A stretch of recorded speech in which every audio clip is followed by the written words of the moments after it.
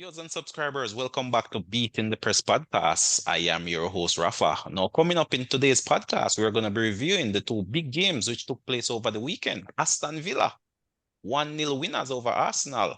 And of course, Spurs running away winners over Newcastle as well. Now, joining me this evening to review these two matches, we have returning to the platform, Christophe. Good to be back again. Yes, indeed, Christopher, and we're going to jump straight into the EPL action. Some big matches, big ramifications taking place over the weekend, and the football continues. Arsenal going down 1-0 to, you could say, surprise package, Aston Villa. Christopher, you saw the game. Give us your take. How did you see that one? We've been giving Aston Villa a lot of praise over the weeks that they've been doing well. Emery has been doing well, but I was not impressed by them. I think it was Arsenal that for that game. They've been impressive, but for that game they weren't impressive. I think Arsenal did play the better. They just happened to get the goal. As I've said all season, Zinchenko is just a liability down the left. Um I wouldn't say it was a must save for Ramsdale, not Ramsdale, for Raya, but I do feel it was a goal that Ramsdale might have saved. But the blame must be put squarely on Zinchenko for leaving the winger unmarked, coming inside, tracking. I don't know why he would come inside to track. Yeah, I mean, definitely, this performance might not have been as good as the performance versus Man City. Yeah, But for but sure, it Aston was Villa still. definitely held their own in this game. And I mean, getting that victory, that must have been a magnificent feeling for Emery, the former Arsenal coach as well. And it continues what, a 14-game winning streak at home for Aston Villa? I mean, credit must be given, Christophe. I mean, Oh yes, no, Arsenal did create a few chances, but Aston Villa was the team, and I mean they were red hot coming into this match. So I mean Arteta would have anticipated a tough or a stern test, but again coming up short. no, Aston. I'm not taking anything away from Aston Villa. I just thought Arsenal was poor. It wasn't just that Zinchenko gave up that goal. I mean, Arsenal did create some chances. There were some chances that fell to Odegaard that should have been put away, but Arsenal shot themselves in the leg in this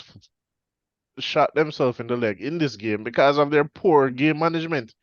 Arsenal was making substitutions the 95th minute when it was 5 minutes of stoppage time. What is the 95th minute subs going to do? It made no sense. It was just poor game management all around.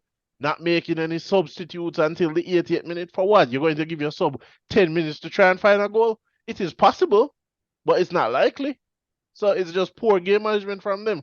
And if Arsenal, right now, I think Arsenal has a better chance of winning the league this year than they did last year because Man City is faltering, Mm. right? Without Rodri, without Kevin De Bruyne, they do not look as impressive as they should be. And especially right now, I mean, KDB has been out a while and they've been finding the wins, but Rodri seems to be a much bigger miss for that Man City team for Pep. When you look at the Aston Villa game, 22 shots against Man City, the most shots ever taken against a Pep Guardiola team, and only having 2 shots themselves, the least amount of shots ever in a game by a Pep Guardiola team. So Rodri is a big miss for them. It would probably kill their season if he were to go out injured for the remainder. I think in January Pep will have to dip to find good backup or good replacement for Rodri. Um, Kevin De Bruyne, I think, is also a big miss, but they seem to be getting on without him. But Arsenal right now needs to stop the silly mistakes that they're surrendering goals. The last 4 goals that scored on Arsenal were just mistakes. It wasn't as a result of a team breaking them down and scoring goal. The game midweek against Luton, David Raya can't save a cross apparently, and Yeah, Ben White making sloppy mistakes in the defense. you So seem to be pressuring the goalkeeper there, Christoph. You seem not to be in favor of the current goalkeeper selection choice. listen, I don't have a problem who keeps, but if you're going to be making mistakes week in, week out, and you keep your place, something is wrong. Mm. So if David Raya does not seem to be able to deal with crosses. That seems to be his major weakness at the moment. Not to say that he hasn't made other mistakes, but that one seems to be major. And if I have seen that he can't save a cross to save his life, or he can't defend crosses, then obviously the better paid analysts at these Premier League clubs have seen it as well. So Yeah, I mean, definitely a good point there, a few mistakes there in the goalkeeping department. But I mean, from an Aston Villa point of view, though, Christophe, I mean, some great tactics are shown by Emery, where he's pretty much playing with some inside midfielders and not necessarily wingers, so to speak. Pretty much compacting the midfield, almost playing four across and then one in behind the main striker. And I mean, that tactic seemed to have worked tremendously against Man City and to a large extent against Arsenal as well. I mean, limiting the creativity of the Arsenal midfield, finding a goal through one of those same wingers in the form of Magin and keeping another clean sheet. I mean, that's now two clean sheet on the bounce against high scoring teams. Who would have thought? I mean, we did say this earlier in the season. If you look back to Man City versus Arsenal game, it is the same tactic that both teams deployed against each other that kind of saw a dull affair in the match, but ultimately gave Arsenal the win. So I'm not sure if he came up with this by himself or he saw that it worked and decided to deploy it against both teams. Yeah, I mean, definitely an effective plan. And I mean, I mean, in especially in this game, the subs really came on and made an impact, especially when the starters were getting a bit fatigued. They really came in the game, energized the game, provided that the defensive cover. And to the end, I mean, when you look at let's look like Dean coming off and being replaced by Moreno and immediately pretty much stopping almost a one-on-one situation with the keeper. I mean, tremendous deployment of his assets there by Emery, and the opposite could be said of Arteta. His subs seem to be more reactionary subs, while Emery was the more proactive manager, making the subs before any real issues develop.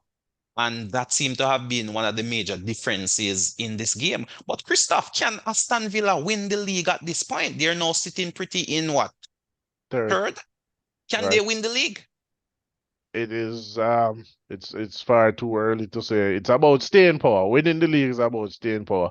Can they sustain this type of form, this type of performance all the way to game week 38? That is the question here. At the moment, I'm going to say no, they can't win the league, but we will see later down, do they still have all the steam? Well, I mean, the statistics will show they are on similar points tally, as was that famous Leicester City team, which came from nowhere and took the league by storm. So it's not beyond the realm of possibility. And if I was a betting man, I mean, if you have some subscribers, why not show a few dollars on an Aston Villa team to take the league? I'm sure you can get some solid odds at this point in time. I mean, Man City faltering, so to speak. Arsenal seem not to be able to take it home, and Liverpool can be a bit indifferent at times. I mean, why not throw a few dollars on an Aston Villa team, surprising many and taking the league similar to that Leicester team of old? Who to tell? You can never be, the ball is round, and that's why we play the game. Christoph, what's next for Arsenal? Can Arsenal bounce back? Can they find an answer going forward? I mean, the answer has to be they have to. There needs to be some tweaks that Arteta needs to make. He needs to. I don't know what is keeping David Raya in the team at the moment. I don't know what secrets he has for I mean, Arteta at that the seemed to moment. be the choice that the manager has made, Christoph, to pretty much No, make David Raya the number one. So he's gonna stick by that chance, that the choice. currently the choice is costing Arsenal goals. Currently, Mm. that choice is costing Arsenal goals, and with Arsenal always surrendering some silly goals in games, if you're going to add goalkeeping errors to that, then they will be losing matches that they should be comfortably winning. They're going to put additional pressure on themselves. So come January, Arteta needs to add some defensive cover in that left back position because Zinchenko Defensively, Zinchenko is not the type of player you want there when you're going to be playing against quality opposition. When you're playing against lesser opposition, fine, he can play there because he will create havoc in the midfield. But against quality opposition, you need to have a left back who is defensively sound and is not going to make these poor decisions. Arsenal needs to stamp out the mistakes that they're making. I don't know if it's a concentration issue that they're having, or they sometimes get complacent. Because I mean, we've seen it like in early stages of matches sometimes in a few games, but mainly we see them later in the second half where Arsenal are surrendering silly goals. And if you want to win the league, that's what you have to do. You have to get rid of the surrendering the silly goals and you need that defensive cover. They also seem to need some help in attack, in the striking position. Currently, I don't know why Trossard was dropped when he was working very well as a centre forward, combining very well with both Saka and Martinelli. Not to take from Jesus, he did come in and he played well. Maybe that's why he retained the position. But maybe you should have continued with Trossard for just a little bit longer. The game against Aston Villa was just like you said. Emery did well with his substitutes. He was proactive. I I don't know. Maybe because Arteta was in the stands serving his band, he was not in communication with his staff, telling them to make substitutions earlier. But it was just poor game management from Arsenal that lost them that game. Mainly, substitutes should have been made quicker. You don't make substitutions the 88th minute and 95th minute. They're not going to change the game unless you have some world beater coming off the bench, a Cristiano Ronaldo or Yes, indeed. something. I mean, quite a bit there, quite a bit there. And I mean, credit definitely has to go to the Aston Villa team. And we see the likes of Leon Bailey really finding his form and really coming up with some magnificent performances over these last two games, I must say. So credit definitely has to go out to the Aston Villa players. They have really elevated their game and they say winning is a habit. And Aston Villa is definitely displaying that habit as well. Of course, earlier in the season, we had Sir Cole on, who pretty much, set the cats among the pigeon when he predicted that Aston Villa would be the surprise team of the season, almost operating similarly to how Newcastle operated last season, finishing the top four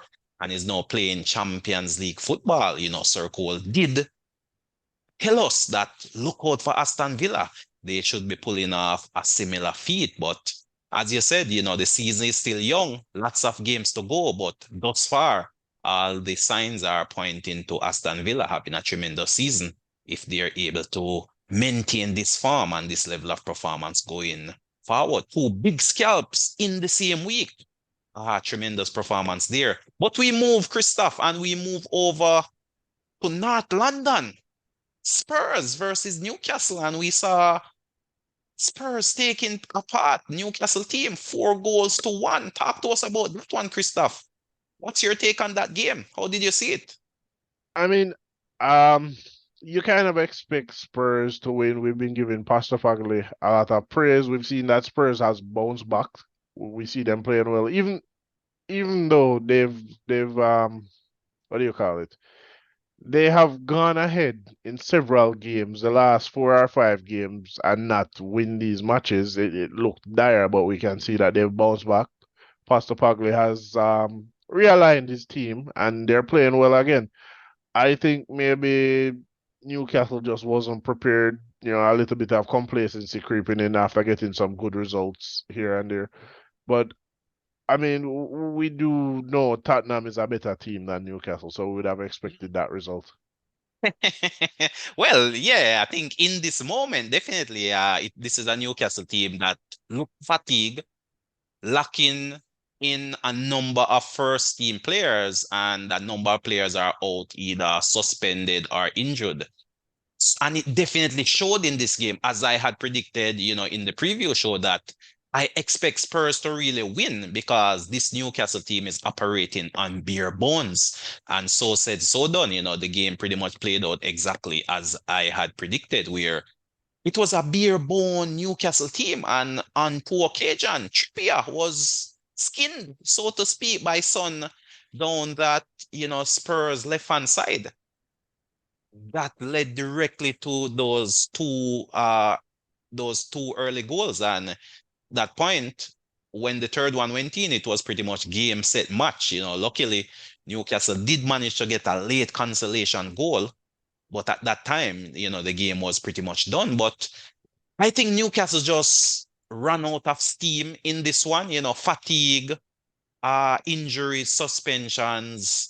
They're just shelled at this point in time. They definitely need a break to regroup and recalibrate. And as you said, on the other hand, Spurs look as if they have done that recalibration. A few players coming back from injuries now. Romero is back, still making some very questionable tackles, which, I mean, even in this game versus Newcastle, some very questionable tackle. What is this man thinking? I mean, with VAR and, assistant referees and replays, he's making some really harsh tackles, which could go either way, bordering on, yellow or red, almost like some orange hard type tackle. And I think he was quite lucky in this game not to see red. I saw one of those tackles where he raked down the back of the Newcastle attacker's leg and he escaped.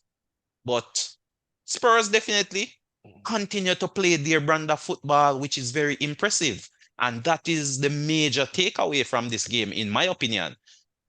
Pochettino continues to play that nice build-up, looking to go on the front foot, high line, high pressing type of game. And they were too much for Newcastle in this one, especially Son, bagging 2 assists and a goal to really cap off this weekend's action. And it was quite an impressive Spurs team. At the end of the day, whichever team is placed in front of you, you have to get the job done. And, Spurs definitely got this one done without any hiccups, without any, incidents which could have led to any sort of panic. But definitely Newcastle looking like a team that really needs a reset at this point. The physios must be working overtime to get these guys prepared. But now I believe they have a week of rest. So hopefully we saw Callum Wilson getting a run out. Uh, a few other players like Longstaff coming back from injury. And this week of rest should augur well for Newcastle. So look for Newcastle to bounce back, I think, on the weekend. But Christophe, what are your thoughts on Spurs? Do you think they have any chance of finishing in the top four? Top four, yes. Mm. I think they'll do well there. Um, So you're saying you feel they will finish ahead of the likes of Newcastle, Aston Villa, Man U, for example? they should finish above Man U if they continue like this. At the moment, I would say, yeah, they would finish above Manchester United. They would finish above Villa and Newcastle at the moment. Later on in the season, that might change. Ah, some bold calls there, Christoph. I mean, right now it would take a very brave man to bet against a team like Aston Villa just based on the sort of form and the sort of scalps which they have taken over the last couple of weeks. So Brave call there. the thing is, we don't know Aston Villa has the staying power. Tottenham doesn't have the staying power. Tottenham at some point in the season will run out of steam. I think it will be the same for Aston Villa. I think maybe Newcastle might be running out of steam right now. They'll again, they'll probably get a break and recover and they'll build up again. But right now, Newcastle has run out of steam for the time being. Tottenham later on in the season, usually late in the season, tends to run out of steam. And we don't know as yet if Aston Villa has what it takes to keep this going. Well, I mean, to me, of the three above mentioned managers, Emery, Pochettino, and Eddie Howe, to me, Emery is the standout manager. He would have had the experience and the sort of staying power to really take a team through a grueling season. And as you clearly outlined, Newcastle pretty much are running on empty currently, and that was the case versus Spurs, and to a lesser extent versus Everton in their previous game, and those two games ended in defeat. You can definitely see the players being tired. Mental fatigue seemed to have crept in. Trippier especially a real liability in those last two games, and he may very well need a rest or a rotation, and that is the problem I think with the Newcastle team. Not much rotation week in, week out. You can pretty much predict their 11. Same Right. thing you could say with the Spurs team, with a few, exceptions here or there. But Aston Villa is really the team where you see a bit more rotation and a bit more game management taking place there. So I Emery mean, definitely has the staying power. it Emery does have the experience, but you have to look at his record when managing other clubs like Villarreal. You know, he does well in the Europa League when he was at those teams winning it on multiple occasions, but these teams don't generally qualify for the Champions League unless they win the Europa League under Emery. Mm. That's the problem. So I don't know for certain. Yeah, I But mean, this he's Aston doing Villa a good team. job now, but in 10, in 15 games time, how will he be doing? Yeah, that's an interesting question for sure. But I mean, again, if you go back to the statistics, in 2023, Aston Villa is among the top teams, if not the top team points wise in the EPL. And a lot of big media houses are not necessarily highlighting these facts. So that's why we are here, Christophe. We are beating the press on these statistics and bringing it to our viewers and subscribers. Don't be tricked by the various narratives you hear in the bigger mass medias. We're here to give it to you straight. Stan Villa is a big side currently and Currently, making at the making a moment. lot of noise.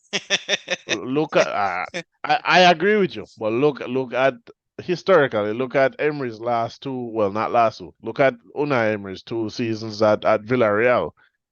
Came 17th in both of them. I mean, yeah, you win the Europa League, but you're coming 17th in a league that Yeah, only but I has mean, really two teams. with the sort of shoestring budget that Villarreal operates on, I mean, it's quite a miracle that you're even finishing in the top 10 over there in La Liga. I mean, Aston Villa has a bit more money to spend, and definitely, I mean, in the January window, all teams will be looking for some reinforcement, and possibly the Aston Villa reinforcement may come in the form of injured players coming back, the likes of a Buendia, for example, the likes of a Tyrone Mings. If those players can make a speedy recovery and get back to their high level of play, then chances are Aston Villa may not necessarily need to do too much in the transfer window. But I wouldn't put it past Emery to, track, especially with how the team is playing, to attract a few big name players and just to bolster and re-energize that squad. But definitely a long way to go, and so far so good. You definitely have to give credit where credit is due. But Christophe, looking ahead or looking back this weekend's action, give us your take. How did you see the other matches panning out? I mean, Manchester United, for example, being blown away by Bournemouth. What's going on over there at Old Trafford? That honestly, that was a very shocking match for me. It went against what I would say was a flow of the play for most of the match. I mean, Manu looked threatening, looked like they were going to potentially get a goal, but they were just not effective in that final third, and Bournemouth making the most of their counter-attacking moves and getting those goals. Yeah, definitely an impressive performance there by the former Liverpool striker Solanke, really running riot in that Manchester United defense. But again, Manchester United continue to be a yo-yo team up and down. And with Liverpool coming up next and the suspension of Bruno Fernandes for the game, the captain, one, I'm wondering who is going to know captain Manchester United, and two, what can we expect from that game? Will they surprise and pull a rabbit out of the hat, or will they be blown away again by a rampant Liverpool team? So it's hard to say because if you recall, some weeks ago, I said Manchester United, even if they get blown away by the smaller teams, they always seem to step up when it comes to playing the bigger teams. And Liverpool is one of those teams that they always seem to step up when they're playing against. Um, as for who's captain the team, I would give it to Harry Maguire. He's been, EPL Player of the Month. He's doing well, Yeah, turn around. big Uh, turnaround indeed. farmer captain. I mean, So yeah, Harry Yeah, that's Maguire. a good shot. I can't agree with that shot. It's hard to see anyone else, to be honest. Luke Shaw may be a possibility, but I mean, it takes a certain level of mental strength, which Harry Maguire has displayed to really stand firm under the pressure of the mass media, social media, various memes left, right, and center, pressure anytime a mistake is made. And he has definitely stood strong mentally and have bounced back to become possibly Manchester United's best player over the last month. So kudos to Harry Maguire, and it looks good for England going into the Euros. So we'll see how that pan out. But I mean, Man City winning are breaking that 5 game, that 4 game streak without a victory, coming from behind, of course. Luton seem to do that, Christophe. Score against the big teams, but then falter at the end. Well, I mean, when you're playing against Man City, who basically have two starting 11s, it's hard. It's kind of hard in that Well, case. on that point, I mean, Haaland seemed to be injured, Christoph. He was injured for the Luton game, and subsequent report says he had some sort of foot injury. So I'm not sure if that will keep him out of the team long term, but that's something to definitely keep an eye on. I mean, I'm not sure how long Haaland would be out, but it is a chance, an opportunity for other players to step up. One Julian Alvarez who could potentially try. I mean, I don't think he will, but this is an opportunity for him to try and steal that number 9 position for himself. Yeah, I mean, you can definitely not count out an Argentinian player. I mean, we know the likes of Aguero, Carlos Tevez, and the GOAT, of course, Lionel Messi, so the Argentinian skill set runs deep in the blood of these players. So Alvarez is definitely a quality player. He provide an assist on the weekend as well. So his contribution continue for Man City. But Man City bouncing back with a victory. But another red hot team, I must say, Christoph, is Everton. Everton really doing well of late under Sean Dyche and taking another scalp in the form of Chelsea. Chelsea seem to be having a rather poor season. But I had said it earlier that, Chelsea just had like a few games where I thought they were lucky. They weren't as good as people are thinking. They were not fully back. And we kind of saw it here against Everton. But I also did say that Everton does look better under Sean Dyche. Chelsea did look impressive in the early stages of the game, but they could not make those early chances count. And as such, Everton took full advantage. Yeah, definitely taking advantage of misfiring Chelsea. Again, a few chances falling to Jackson, who failed to convert. Definitely in the transfer window coming up, Chelsea need to find a quality number 9. That is the key position. I think you need a goal scorer, and that's what Chelsea is currently lacking. A quality number 9, a goal scorer. And in fact, I mean, a number of teams you could look at, Right, a like number of Arsenal, teams, for example. Arsenal, Yeah, Manchester United, right. Lacking Liverpool. in a quality 9. Well, I mean, Liverpool has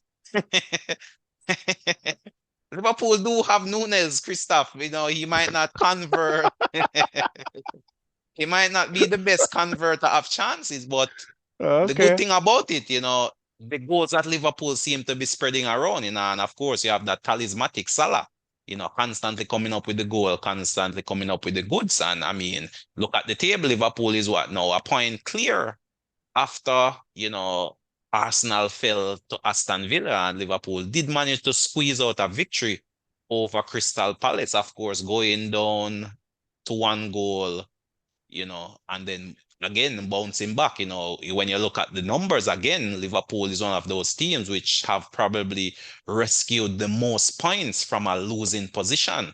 So that is one thing you can't count out this Liverpool team. They may go down to an early goal or go behind, but definitely look for the comeback. And the subs really came on in that game and had a great impression. Jones and Elliott, the two youngsters, Jones coming up with an assist and Elliott really banging in that winner.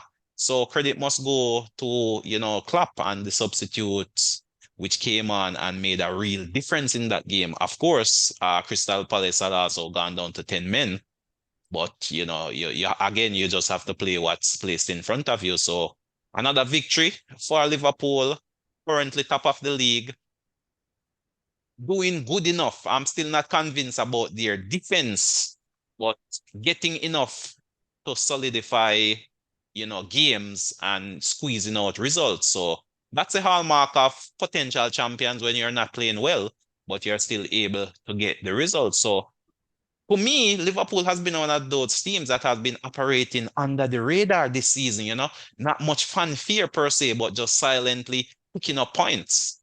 And they continue to do so. It was all the early talk was Man City and Arsenal, Man City and Arsenal, but now we see Liverpool, sneaking in and leading the league early. So definitely keep your eye out for that. But Christophe, any final thoughts on this weekend's of action?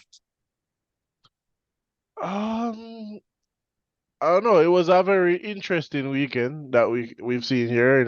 Arsenal losing, Man U losing badly. Um, Man City breaking the hoodoo, so to speak. They're four games without a win. Uh, Chelsea looking depressing again, but Tottenham back to what would kind of be their best that they started as this season. So, I think it was a good week of action. Uh, I think a lot of people probably lost some money if they were betting on some of these teams. But yeah, a good week. Yeah, another team I must mention, Christoph, before we finish off the podcast is Bournemouth. Again, one of those teams which are, silently picking up points under the radar.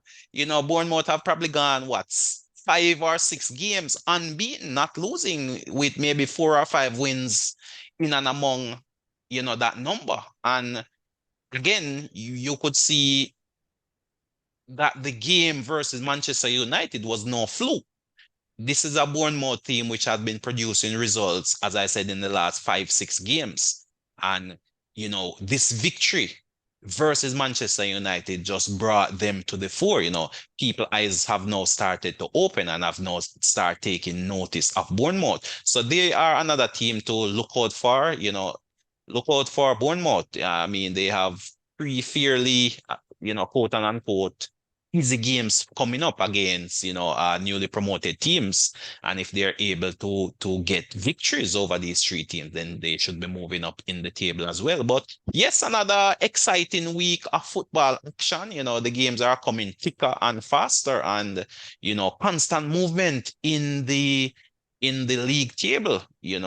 uh Sheffield got a new manager, and as per usual, the new managers bounce. They managed to get a result in their last game. I believe it was against Wolves. So Sheffield is on the up, if you can call one win on the up, but definitely better results than what the former manager was getting. But all in all, it has been another tremendous week of football action. Lots of talking points and lots to look forward to in the weekend ahead. But viewers and subscribers, again, I'll just like to thank you for tuning in to us here on Beating the Press podcast. Again, help us to grow. We have now past 350 subscribers, and we are now looking towards 500. And you can help us to achieve that goal by, one, subscribing if you haven't done so as yet, and two, by sharing the podcast with your friends and family. But Christoph, I'll just like to thank you also for coming on board and sharing your thoughts and your perspective. We look forward to seeing you again. But viewers and subscribers, until next time, this is Rafa signing off.